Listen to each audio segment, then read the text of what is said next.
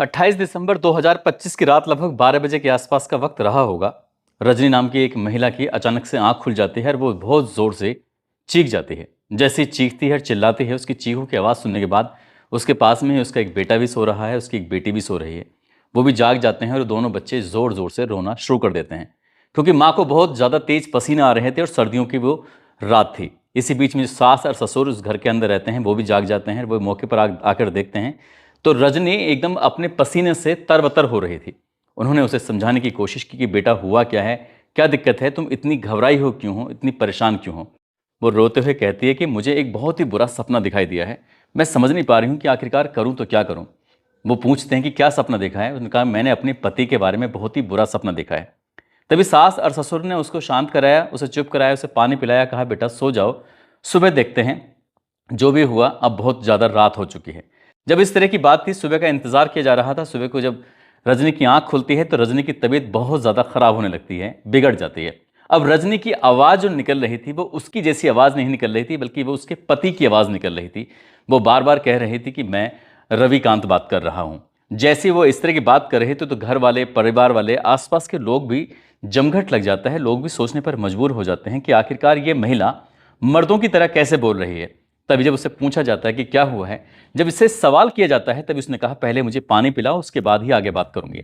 उसे फिर पानी पिलाया जाता है और जब पानी पिलाया जाता है तो उसने कहा कि मेरे पति यहां से लगभग 30 किलोमीटर दूर एक शेरगढ़ किला है और किले के पास में एक जगह है, वहां पे मेरे पति की किसी ने पत्थर मारकर हत्या कर दी है। जैसे ये परिवार वाले, घर वाले ये बात सुनते हैं तो घर वाले, परिवार वालों को बड़ा आश्चर्य हो रहा था, यकीन नहीं हो रहा था कि क्या बात कर रही है। तभी एक गाड़ी का इंतज़ाम किया जाता है और गाड़ी का इंतज़ाम करने के बाद अपने उस गांव से सीधा उस जगह पहुंच जाते हैं जो जगह बताई जाती है, क्योंकि जो रजनी है वो साथ जाती है। जो साथ जाते हैं तो उसके बाद उस जगह पर पहुंचते हैं और जो जगह उसने अपने सपने में देखी थी वही जगह जाकर वो इशारा करती है। तो वहां पर एक पत्थर पड़ा हुआ है बड़ा सा, और बड़े से पत्थर को जब देखा जाता है तो उस पर वाकई सचमुच खून के धब्बे मिल जाते हैं। और जब उन खून के धब्बों को देखा जाता है तो जितने भी लोग वहां पर होते हैं उनके पैरों तले जमीन खिसक जाती है। ये सपना सच कैसे हो सकता है। उसके बाद जितने भी लोग यहाँ पर मौके पर मौजूद होते हैं सभी आसपास के उस इलाके को खंगालना, ढूंढना शुरू कर देते हैं ताकि कुछ मिल सके। अगर पत्थर मिला है तो यहाँ कुछ ना कुछ जरूर होगा। लगभग 50 फुट गहरी जगह में जाते हैं, खाई में जाते हैं और खाई में जाकर देखते हैं कि सचमुच उसके पति की लाश ही पड़ी हुई थी। बस इतना था। और ये बात जब अखबारों में, सोशल मीडिया पर हर जगह छाई रहती है, हर जगह पहुंच जाती है, तो लोगों को यकीन नहीं हो रहा था कि पति का कत्ल हो जाता है, उसकी आत्मा पत्नी के अंदर प्रवेश कर जाती है। क्या है पूरी कहानी, इस कहानी के माध्यम से समझते हैं और जानते हैं। आदाब, नमस्कार, सत श्री अकाल। मैं उस्मान सैफी। आज की जो सच्ची घटना मैं आपको सुनाने जा रहा हूं, ये सच्ची घटना है राजस्थान प्रदेश के जिला धौलपुर की। जिला धौलपुर की अदालत होती है और अदालत के अंदर रजनी नाम की एक महिला, जिसकी उम्र लगभग 30 साल के आसपास होती है, वो महिला रोते हुए, गिड़गिड़ाते हुए, क्योंकि उसकी आंखों में बहुत ज्यादा आंसू आ रहे थे, वो परेशान थी। उसने जज साहब के सामने हाथ जोड़ते हुए कहा कि जज साहब, मैं अपने बेटे और अपनी बेटी से मिलना चाहती हूँ, बस एक बार मुझे अपने बच्चों से मिलने की इजाजत दे दीजिए। जज साहब ने उसकी तरफ देखा जरूर था, लेकिन उन्होंने कोई टिप्पणी नहीं की, उन्होंने कुछ भी नहीं कहा। जैसा उन्होंने भी कुछ देर पहले आदेश दिया था कि इसको भरतपुर की जेल में भेज दिया जाए। अब भरतपुर की जेल में ले जाने वाली बात थी। जो महिलाओं ने उस रजनी को पकड़ा हुआ था, अपने हाथों से जकड़ा हुआ था, वो उनके सामने भी रोती है, गिड़गिड़ाती है। रोते हुए, गिड़गिड़ाते हुए बस एक ही बात कर रही थी कि मुझे मेरे बच्चों से मिलने दिया जाए, एक बार मैं उनसे मिलना चाहती हूँ, एक बार मैं उन्हें गले लगाना चाहती हूँ। जब इस तरह की बात थी, रजनी बार बार एक ही रिक्वेस्ट कर रही थी। रजनी के बच्चे भी पास में खड़े हुए हैं, रजनी की जो ससुराल वाले हैं वो भी हैं, रजनी की जो और भी फैमिली के लोग हैं वो सब खड़े हुए हैं वहां पर। उन्हें दया आ जाती है, क्योंकि रजनी बहुत जोर जोर से जो रो रही थी तो उसके रोना किसी पर देखा नहीं जा रहा था। आखिरकार दोनों बच्चों को छूट दे दी जाती है। बेटा है जिसका नाम है आरब, उम्र उसकी 3 साल के आसपास है। एक बेटी है 6 साल की जिसका नाम खुशी है। खुशी और आरब को जब कहा जाता है कि जाकर अपनी माँ से मुलाकात कर लो, तो दोनों बच्चे अपनी माँ से लिपट जाते हैं, चिपट जाते हैं, और माँ भी इन बच्चों से लिपट जाती है, चिपट जाती है। और जो बच्चे भी रोना शुरू करते हैं और माँ भी रोना शुरू करती है, तो उस अदालत के परिसर में जितने लोग इस दृश्य को देख रहे थे सबके सब रोना शुरू कर देते हैं, इंक्लूड उसमें जो पुलिस वाले होते हैं ना, उनकी आंखें भी नम हो जाती हैं। सोचने पर सबके सब लोग मजबूर हो जाते हैं कि आखिरकार ये क्या दिन देखने को मिल रहा है। शायद ये माँ और बेटे, बेटी और माँ का ये ऐसा मिलन था जो शायद कभी आगे इस तरह से कभी मुलाकात नहीं हो सकती, इसलिए शायद ये आखिरी बार मिलने वाली बात थी। 10 मिनट से ज़्यादा हो जाते हैं, वो महिला रोती रहती है। तभी पुलिस वाली महिला जो होती है उनके पास पहुंचती है, रजनी को समझाती है और समझा के कहती है कि रजनी, अब तुम्हें सब्र करना पड़ेगा, तुम्हें हमारे साथ चलना पड़ेगा। यहां से सीधा भरतपुर की जब जेल में लेके जा रहे थे तो वहां तक वो रोते हुए जा रही थी, पुलिस वाले उसे बार बार समझा रहे थे। दरअसल ये कहानी जो शुरू होती है रजनी की, ये जून 2025 की बात है। जून 2025 में दरअसल सोबरन सिंह ठाकुर नाम का एक व्यक्ति होता है, उसका एक बेटा होता है, इकलौता बेटा, नाम उसका रविकांत होता है। 4 बहनें और एक बेटा रविकांत। ये जिला धौलपुर का एक सैपौ थाना लगता है, सैपौ थाने का दोनारी गांव लगता है, वहां का रहने वाला होता है। ये मार्बल का एक अच्छा खासा मिस्त्री है, लेकिन अपने घर से बहुत दूर खाने कमाने के लिए जाता है बेंगलोर। बेंगलुरु में जब जाता है तो लगभग ये 1907 किलोमीटर के आसपास की दूरी है। जिस दिन वो यहाँ से जाने वाला है तो पत्नी कहती है कि मैं आपके साथ जाऊंगी, आपको रेलवे स्टेशन तक छोड़ने के लिए जाऊंगी। जैसे ये बात आती है तो बेटा कहता है मैं भी आपके साथ चलूंगा। बेटी भी यही बात कहती है कि मैं भी पापा मम्मी के साथ जाऊंगी। घर वाले, परिवार वाले अनुमति दे देते हैं, इजाज़त दे देते हैं। दिनौर से लगभग 30 किलोमीटर दूर जो धौलपुर लगता है, वहाँ रेलवे स्टेशन पर जब जाकर उन्हें ट्रेन में बिठा कर आते हैं तो माँ, बेटा, बेटी ये घर वापस आ रहे थे और घर वापस आने के लिए इंतज़ार कर रहे थे कि कोई वाहन आएगा और इनको लेके जाएगा। वाहन घर तक के लिए मिल जाता है, आखिरकार एक टेम्पो मिलता है। टेम्पो जैसे मिल जाता है उसमें बैठ जाते हैं। बैठने के बाद ये बातचीत कर रहे थे। बच्चे दोनों माँ से लिपट चिपट के बहुत खुश हो रहे थे, हंस रहे थे और वो ड्राइवर की नज़र शीशे से बार बार उन माँ और बेटियों को निहार रहा था। इसी बीच में उसे जहाँ जाना था वहीं छोड़ देता है। छोड़ने के बाद फिर वो बात आई गई हो जाती है। करीब 15 दिन की बात है। 15 दिन के बाद फिर से उसे शहर जाना था किसी काम से। रजनी को जब शहर जाती है तो इत्तेफाकन ऐसा होता है, वही टेम्पो जो उसे अभी स्टेशन से घर छोड़ के गया था 15 दिन पहले, वही टेम्पो से फिर मिल जाता है। जब मिल जाता है तो उसके बाद फिर उसे देखती है, अरे तुम भैया यहाँ कैसे? बोला मेरा तो यही काम है कि सवारियों को लेके जाना, उनको छोड़ना, इस तरह से। अब यहाँ से वो, और उस दिन कोई सवारी नहीं थी, बस अकेली महिला यात्री थी जिसका नाम रजनी होता है। रजनी ही उस ऑटो ड्राइवर से एक बात पूछती है कि तुम्हारा नाम क्या है? वो लड़का कहता है कि मेरा नाम शाहरुख है। शाहरुख खान बोलता है। तो वो महिला हंसने लगती है कि अब तो हर कोई अपना नाम शाहरुख खान ही रखने लगता है, देखो आपने भी शाहरुख खान रख लिया। इस तरह की बात थी। दोनों की बातचीत का सिलसिला शुरू हो जाता है और जब सिलसिला शुरू होता है वो अपने मंजिल तक पहुंच जाती है और ये सफ़र बहुत छोटा सा फील होने लगता है। यानी कि इनकी बातचीत कुछ ऐसे चल रही थी, बातचीत होते होते दोनों की थोड़ी नज़दीकियां, दोस्ती सी हो जाती है। लेकिन जब तीसरी मुलाकात होती है तो तीसरी मुलाकात में एक दूसरे का नंबर आदान प्रदान कर लेते हैं और जैसे ही नंबरों का ये एक्सचेंज होता है तो उसके बाद फिर इन दोनों की बातचीत का सिलसिला शुरू हो जाता है। दिन हो रात हो, जब देखो तब तब रजनी और शाहरुख से लगातार बातचीत करती रहती थी और उनकी दोनों की नज़दीकियां लगातार बढ़ती चली जाती हैं। जब कभी मौका मिल जाता था तो मौका मिलने पर वो घर से बाहर भी जाते थे, घूम भी आते थे। लेकिन ऐसे ही एक जगह जाते हैं, ये धौलपुर में एक शेरगढ़ किला है, उसके शेरगढ़ किले के पास में एक बड़ी एकांत सी जगह है, वहां जाकर बैठ जाते हैं। बातचीत कर रहे थे और बातचीत करते करते तभी रजनी शाहरुख से कहने लगती है कि मैं तुमसे बहुत ज़्यादा प्यार करने लगी हूँ, तुम्हारे बिना रह नहीं पाऊंगी, मुझे अपने पति के साथ नहीं रहना, मुझे तुम्हारे साथ रहना है और अपने बच्चों के साथ रहना है। इस तरह की बात थी। उसने कहा कि तुम्हारा पति तो वैसे भी बहुत दूर रहता है, जब तुम्हारा मिलने का मन करे तो मुझसे मिल सकती हो, बातचीत कर सकती हो, तुम कहो तो मैं तुम्हारे घर पे आ जाऊंगा। इस तरह की बात थी दोनों की। लेकिन उसने एक ही जिद पकड़ी, नहीं उससे तो बस हमें उससे दूर रहना है। बात भाग चलने की आती है, तब भी शायद महिला ने कहती है नहीं नहीं, मुझे भागना नहीं है, मुझे रहना है तो सिर्फ तुम्हारे साथ रहना है। वक्त आगे बढ़ रहा था और जैसे वक्त आगे बढ़ रहा था तो इसके बाद फिर इस महिला ने कुछ दिन के बाद अपने ही पति को फ़ोन किया और पति को फ़ोन करने के बाद पूछा कि तुम कब आओगे? तो जब बात आने की आती है तो वो कहता है कि अच्छा तुम जब बुलाना चाहोगे तब आ जाऊंगा। तो पत्नी ने फिर कहा कि तो आ जाओ ना, फिर मैं बुलाना चाह रही हूँ। तो उसने कहा कि ठेकेदार मना कर देता है, मैं क्या करूँ? उसने कहा कि 7 महीने से ज़्यादा का वक्त हो चला है लेकिन तुम घर नहीं आए हो, घर आ जाओ।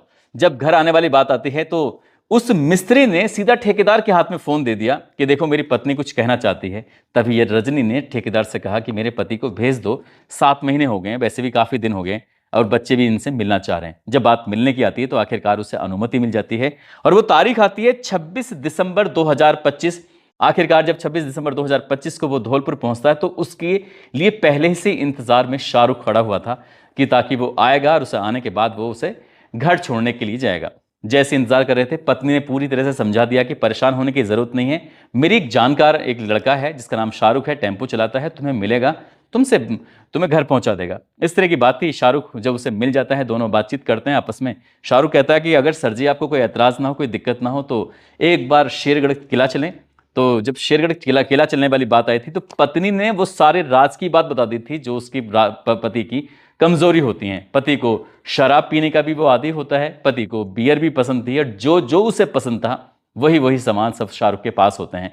26 दिसंबर 2025 को आखिरकार रविकांत को वो सीधा शेरगढ़ किले के उस जगह पे लेके जाता है जहां पर पहले से ही रजनी और शाहरुख होके आ चुके थे। वहां जाते हैं, जाने के बाद खूब सारी शराब पिलाई जाती है, और जब शराब पिलाई जाती है तो वहां कोई ना कोई किसी न किसी की आमद हो रही थी, कोई ना कोई आता था, चाहे वो चरवाहा हो या फिर कोई आसपास का व्यक्ति हो। जब भी वो कुछ करने की सोचता था तभी वहां कोई ना कोई दिखाई दे जाया करता था। 26 दिसंबर 2025 की शाम लगभग 6:30 बजे के आसपास का वक्त हो चला था, लेकिन उसको मौका नहीं मिल पाता है। शाहरुख उसको उठाता है, उठाने के बाद क्योंकि वो बहुत ज़्यादा नशे में था, उठाने के बाद सीधा वो उसके घर दिनोर लेके पहुंच जाता है। और जैसे ही दिनोर लेके पहुंचता है, वहां जाने के बाद उसकी पत्नी पूछती है कि तुम अब रात में वापस क्या करोगे, जाके आज रात को यहीं रुक जाओ। तो शाहरुख उसके ही घर पर रुक जाता है, रात को वहीं ठहर जाता है। इससे पहले भी शायद उसके घर उसका आना और जाना लगा रहता था। सास ससुर को भी कोई शायद इस बात में ऐतराज नहीं होता, क्योंकि उसके लड़के का स्वभाव ही उसको कुछ सबको, परिवार वालों को सबको पसंद आया, बच्चों को भी उसका स्वभाव थोड़ा सा ठीक ठाक ही लगा था। आखिरकार रात रुक जाता है। अगली तारीख आती है 27 दिसंबर 2025। उसके बाद फिर शाहरुख बहुत जल्दी उठता है, उठने के बाद यहां से निकल जाता है। और जैसे निकलता है तो रविकांत की जब आंख खुलती है तो रविकांत अपने पिताजी के पास जाता है। पिताजी से जा कहता है, पिताजी मुझे 2000 रुपये की जरूरत है। पिताजी पूछते हैं, बेटा क्या करोगे? वो कहता है कि मुझे एक तो अपने बाल भी कटवाने हैं और साथ ही मुझे कुछ कपड़े भी खरीद के लेके आने हैं, 2000 रुपये दे दो। पिताजी ने 2000 रुपये दे दिए, क्योंकि वैसे भी वो अपने इकलौता बेटा है और वही तो कमाता है, वही कमा के सब पैसे अपने पिताजी को, अपनी माँ को ही तो देता है। अगर अपने ही दिए हुए पैसे वापस मांग रहा है तो क्या दिक्कत है? पिताजी ने पैसे दे दिए, वो घर से निकलता है। और 27 दिसंबर 2025 की सुबह 11 बजे के आसपास का वक्त हो रहा था। सैंपू एक जगह लगती है, थाना लगता है, वहां पर वो बस स्टैंड के पास पहले से ही शाहरुख खड़ा हुआ था, उसका इंतजार कर रहा था, क्योंकि बातचीत तो इनकी पहले ही हो चुकी थी। पत्नी ने बताया कि तुम्हें वहां मिलेगा, वो यहाँ आसपास के सारे इलाकों को जानता है, पहचानता है, कोई दिक्कत नहीं, तुम्हें जो कुछ खरीदना खरीद लेना। अब शाहरुख सबसे पहले उसको वहीं लेके जाता है जहां वो कल लेके गया था। वो कहता है कि वहां एकदम एकांत है, आराम से बैठ के शराब पियेंगे, मस्ती करेंगे, बातचीत करेंगे। जब इस तरह की बात थी तो उसकी रविकांत तैयार हो जाता है और शेरगढ़ के उस किले के उस एकांत जगह में जाकर पहुंच जाता है। वहां जाने के बाद उसने शराब पिलानी खूब शुरू कर दी और उसे एक तरह से ओवरडोज दे देता है। वो अब अपनी स्थिति में नहीं था और उसको एक मौका मिल जाता है। आसपास में देखता है तो किसी की कोई आवाजाही नहीं थी, ना कोई चरवाहा था, न कोई लोकल का कोई व्यक्ति था। तो इसी बीच में ये शाहरुख उस रजनी को फोन लगातार फोन लगाने के बाद कहता है कि ये शराब के नशे में चूर हो गया है, लेकिन एक बार फिर से सोच लो, समझ लो कि जो हम लोग करने जा रहे हैं वो बहुत भयानक है, उसकी जो राह है वो बहुत मुश्किल राह है, आगे हो सकता है दिक्कतें भी आ जाए। उसने कहा बिल्कुल टेंशन लेने की जरूरत नहीं है, सब कुछ बिल्कुल कंप्लीट है, किसी को पता भी नहीं चलेगा, तुम जो काम कर रहे हो अपना काम करो। तब उसे रजनी को यकीन नहीं हो रहा था। उसने कहा कि एक काम करना, फोन चालू रहना चाहिए, यानी कि मैं इसकी आवाज़ें भी सुनना चाहती हूँ कि आखिरकार क्या होगा क्या नहीं होगा। जब बात इस तरह की आती है तो तब शाहरुख ने एक पत्थर उठाता है और वो रविकांत बहुत ज़्यादा नशे में चूर था। रविकांत ठाकुर के सर पर एक के बाद एक पत्थर से जब लगातार वार कर रहा था तब वो चीख रहा था, सिसकियां भर रहा था, क्योंकि अनकॉन्शियस स्थिति में था, कि वो पूरी तरह से न बोलने की स्थिति में था, कि नशे में था। तो जो उसकी सिसकियां भर रहा था, जो उसके कराहने की आवाज़ें आ रही थी, तो वो कराहने की आवाज़ें लगातार रजनी के कानों तक भी पहुंच रही थी। इसके बाद कुछ देर तक उसने तड़पा, तड़पने के बाद दम तोड़ देता है।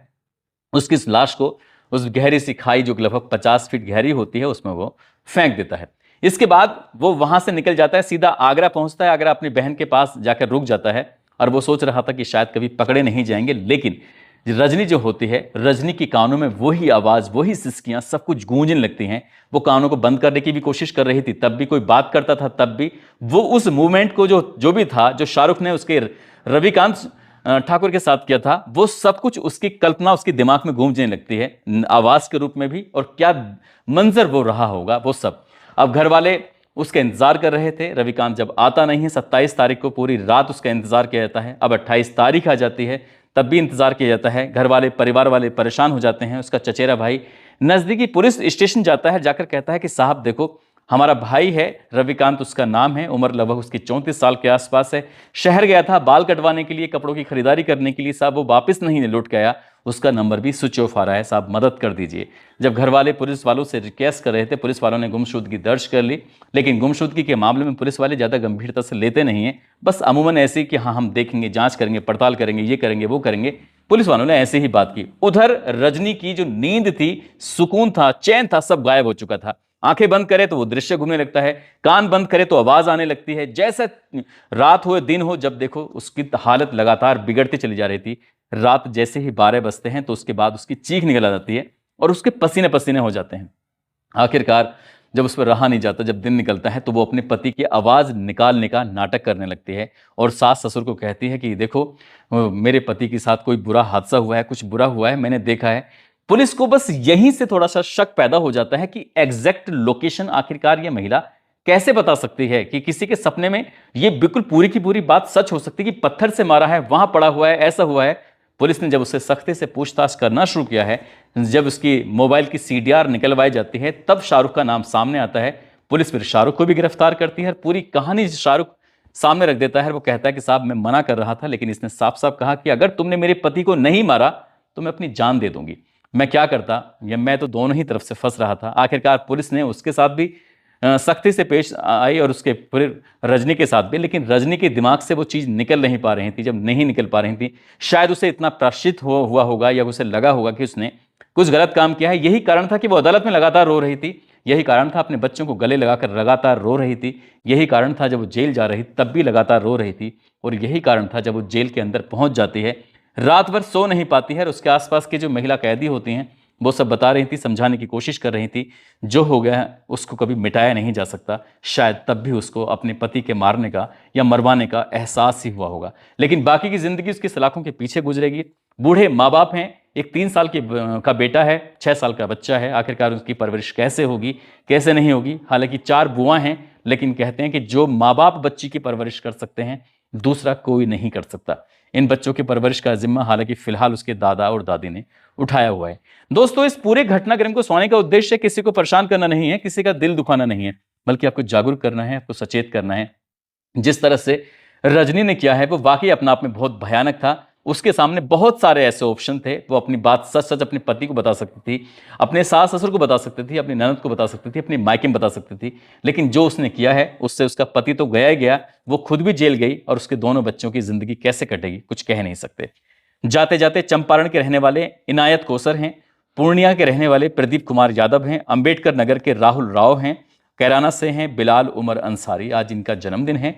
इन सभी को जन्मदिन की ढेर सारी शुभकामनाएं, बहुत बहुत मुबारकबाद। और कुछ लोगों ने नाम लेने की अपील की है, जिसमें गोपी चंद हैं जो कि जिला बिजनौर के रहने वाले हैं। उनका इलाका है चांदपुर। उनकी पत्नी है पिंकी मौर्य, उनका बेटा है अंश और बेटी है रिया मौर्य। चांदपुर बिजनौर के रहने वाले हैं। प्रेम सागर राजपूत, नीलेश नाविक वाराणसी से हैं, कन्हैया लाल इंदौर से, अनुदीप आनंद बरेली से, तनु माही हिसार से, सूर्यभान विक्रम विश्वकर्मा, जगदीश लोधी झांसी से, जलेसर से हासिम सिद्दीकी, मेवात से मौसम खान, ललितपुर से गौरव तिवारी, जाहिद अंसारी, फूल बाबू पीलीभीत से हैं, नाजिम हुसैन दिल्ली से, सुधीर सिंह। आप सब लोग अपना ख्याल रखें, सुरक्षित रहें। जय हिंद, जय भारत।